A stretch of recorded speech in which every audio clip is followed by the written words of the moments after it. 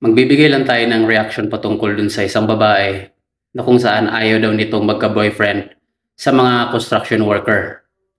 Isang babae na kung saan ito ay namamasukan dito sa gitnang silangan. Isang OFW na nagtatrabaho dito sa bansang Saudi Arabia.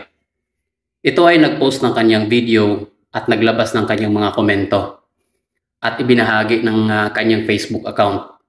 Nag-post siya doon na kung saan ano ba talaga ang pipiliin niyang lalaki na maging boyfriend niya. Ang sabi niya dito ay may sumusubok daw sa kanya na manligaw na isang construction worker. Lang daw.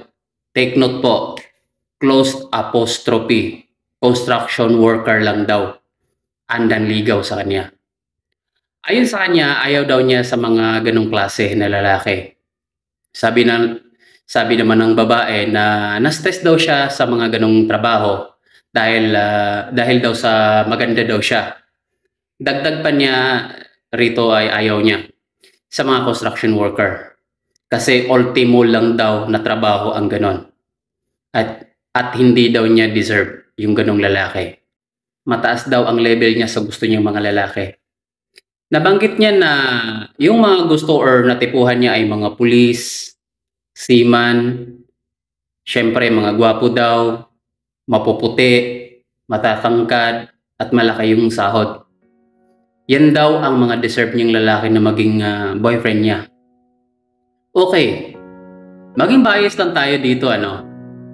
Himay-himayin natin yung mga bawat sinasabi ni kabayan or ni ate.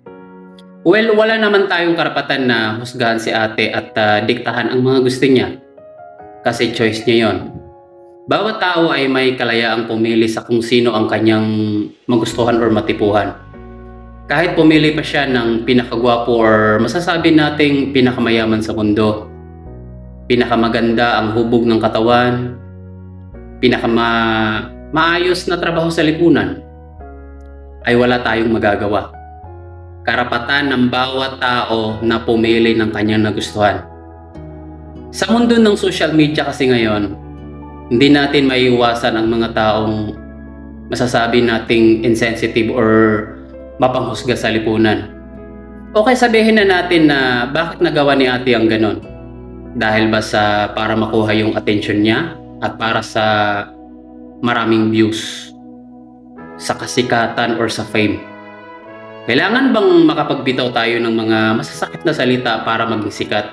Tandaan natin na bawat sinasabi ay maging responsable tayo. Kung nakakabuti ba ito or nakakasama sa mga nakakarinig. Lagi nating isipin na may kasabihan kung ano yung itinatanim mo, yun din ang ating aanihin. In simple way, without words of wisdom, kung mabuti ang sinasabi mo, ay mabuti din ang ibabalik na salita sa iyo. Ano man ang trabaho ng isang tao, ang importante ay legal at hindi nakakaapak ng ibang tao. At higit sa lahat, nakatulong ito sa hirap ng buhay. Aanhin mo yung mga magagandang posisyon ng isang tao, mga hubog ng katawan or ano paman na panlabas na anyo. Pero huwag tayong magpakabulag sa mga mata natin. Minsan ito ay isang patibong lamang na maaaring mapunta ka sa kapahamakan. At minsan pa ay ikaw ay paglaruan. Hindi nasusukat ang trabaho o posisyon or panlabas na anyo sa isang tao. Sa totoong pagpili ng tao na gusto mong ikakasama sa buhay, tandaan natin na ang tunay na sukatan ay sasamahan ka at tatanggapin ka maski ano ka man.